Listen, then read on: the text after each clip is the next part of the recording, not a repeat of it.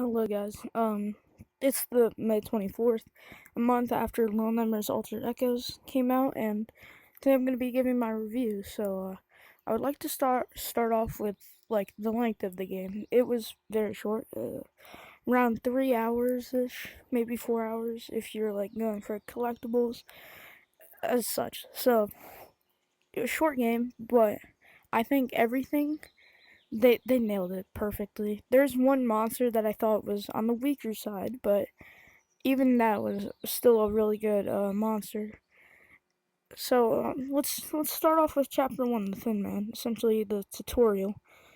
Uh, it was a good tutorial, and also it it was kind of scary, but I think it was just I think we didn't see enough of the Thin Man, and yeah, it felt too much like a tutorial rather than a chapter, which makes sense because it's the first chapter.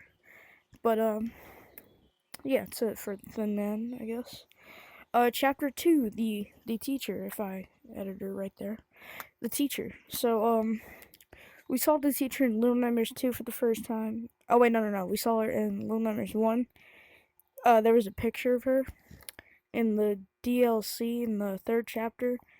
There's a picture of her somewhere. Uh, but yeah, that chapter was honestly it.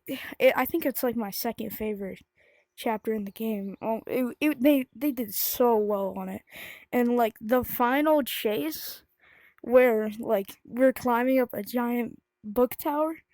It was so good. It like even though the jump scares weren't in first person, I genuinely felt scared that I was gonna lose that section because like you hear her coming out from behind you while you're just climbing all these books, and you look down and then you just see like white clouds because of how high you're up, and you're obviously not in the sky, but like you can't really see below you because how far it is.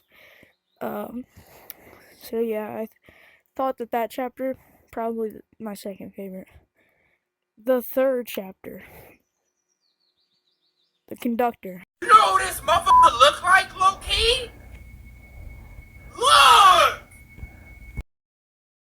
Um, this is my favorite chapter easily. The beginning of it, perfect. The part with the guest, perfect. And then just like the idea of it, the idea of it itself is that you go through these halls of the train, but each time the conductor is there, and then you have to like try to weave him. So yeah, he's a bit more unique because when you get caught by him, he like blows a whistle, and then you see like these white circles on your screen. So really creative, and what else do I have to say? I really like the lore behind it. It's I don't know where the guests are going from this train. Maybe they're going onto the boat so they can go to the mall.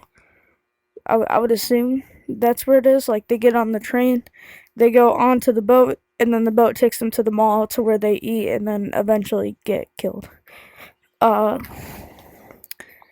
that idea is really good, and also, he, the conductor like uses the whistle to make them go to sleep, which I don't really know why. Maybe they just want them to have like a really good experience, and they don't want them to wake up, or they don't want them to wake up, and then the guests think, oh wait, maybe I should leave. So yeah, yeah, kind of up to a theory there. And then the final part, you go on top of. I didn't even talk about the kitchen area with the guests.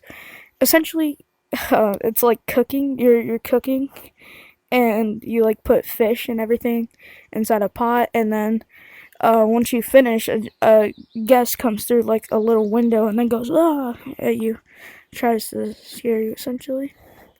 But yeah, the final chase, like similar to where the final chase of the teacher was, you go on top of a train, and you go on top of the train actually, and you have to like dodge these signs, which is like kind of similar to that one section of Ghost Runner, if you've ever played that game. I think that that's so cool. Like it just it's a cherry on top for the conductor section for me. So eventually, like after you weave all the signs and then you go down, you pull a switch and then or like a lever, and then like the train disconnects from the front part or the back part, and then you go to the fourth chapter, which is the one that I thought was personally weaker. Uh, it's the Watchers section. This chapter is definitely the scariest, but like I don't know, I didn't really like it that much. Um, it feels too like Scooby Doo ish for me. Like it's really scary but really cartoonish at the same time. The monster, he just has a blanket over his face and then he like shines a light in your face. But I remember at the beginning of the section when the Watcher's taking boxes out and you leave your box while you're inside his house. If you look to the right, there is a painting. And the first time I saw that painting, my heart jumped out of my chest, bro. Cause the painting looked so scary. And like I wish that the Watcher design was a little more, but it was still good. Um, this section there you gotta like go like set off these bear traps with matches, and then you gotta like not get caught by these little bells that are hanging, and you gotta sneak, and then you grab a lever, you free the gnome. The gnome opens up a thing to let you get inside another room, and then you do a puzzle in that room, and then you climb. Like there's an elevator on the bottom, and then you go through like a little thing, and then you start climbing. But the elevator top has spikes on it, and then the Watcher gets in the elevator and starts coming up. So it's really scary because you have to climb fast, or else you're gonna get crushed by these spikes. So yeah, I thought that that was really creative. Um, After that, that's pretty much the final section. You get to the final section. You have to like set off these bear traps. He starts coming towards you. You have to rise up this cage that he has, and then you drop it on him, which is really cool. Um, I thought that that part didn't really make sense because like he's acting all cocky, right, standing there while you have time to pull up the cage. But why wouldn't he just just shoot the light, bro? Like what are we doing, bro? But yeah, now to the final chapter, chapter 5. You walk into a music box in the section. That is genius. Peak level design. Honestly. You go inside of Six's music box, and then you have to like hold on to these things while it's moving, while it's turning, and you basically navigate inside of just a giant music box.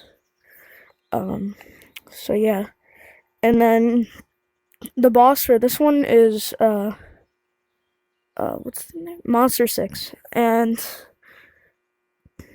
it was pretty good, but yeah, I don't really have that much to say about it. The final chase was it was okay. And then the ending. Let's talk about the ending. I'm pretty confused. So they kind of recreated what happened with Six and Mono, where like let's go of the hand, except Six doesn't catch your hand, you just fall. And and then like a bunch of music boxes are piled up, and then one of them breaks, I believe, and then another Dark Six comes out. So my theory right now is that there's two Dark Sixes. One that made Six like Mono and made Six not want to drop Mono, and then the one that wants that makes Six eventually drop Mono at the end. But I don't really know if that's true because I I feel like Six dropped Mono because it saw Mono's face. So yeah, kind of I don't really know. Oh yeah, I still haven't come up with like my definitive theory for the ending of this game. But yeah, that's it. If I had to rate the game, this is my rating right here. Not one. I'm just pointing to like the number right there. that's the rating. So, all in all, very good and strong Little Nightmares game. I think it's my second favorite Little Nightmares game. In fact, I'd say my second favorite VR game because, like, Batman Arkham Shadow, I don't think anything is topping that. Like, as much as I want to glaze this game, I cannot. Because it doesn't have that much replayability, while Batman Arkham Shadow, it has a lot of replayability. So yeah, that's it. Bye, guys.